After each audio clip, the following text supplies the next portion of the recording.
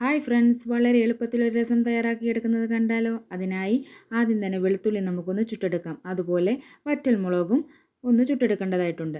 എന്നിട്ടൊരു മിക്സി ജാറിലേക്ക് ചുട്ടുവെച്ച വെളുത്തുള്ളിയും വറ്റൽമുളകും കുരുമുളകും അല്പം ജീരകവും കൂടെ ചേർത്ത് കൊടുത്ത് അതിനെ നമുക്ക് നന്നായിട്ടൊന്ന് പൊടിച്ചെടുത്തിട്ട് വരാം. എന്നിട്ട് ഒരു പാത്രത്തിലേക്ക് അല്പം വെള്ളമൊഴിച്ച് ആവശ്യത്തിന് തക്കാളിയും കൂടെ ചേർത്ത് കൊടുത്ത് കൈകൊണ്ട് നന്നായിട്ടൊന്ന് ഞെരടി യോജിപ്പിക്കാം. നല്ലതുപോലെ ഒന്ന് ഞെരടിയ ശേഷം പുളി പിഴിഞ്ഞതും കൂടെ ചേർത്ത് കൊടുക്കാം. നമ്മുടെ ആവശ്യത്തിന് പുളി എടുക്കാവുന്നതാണ്.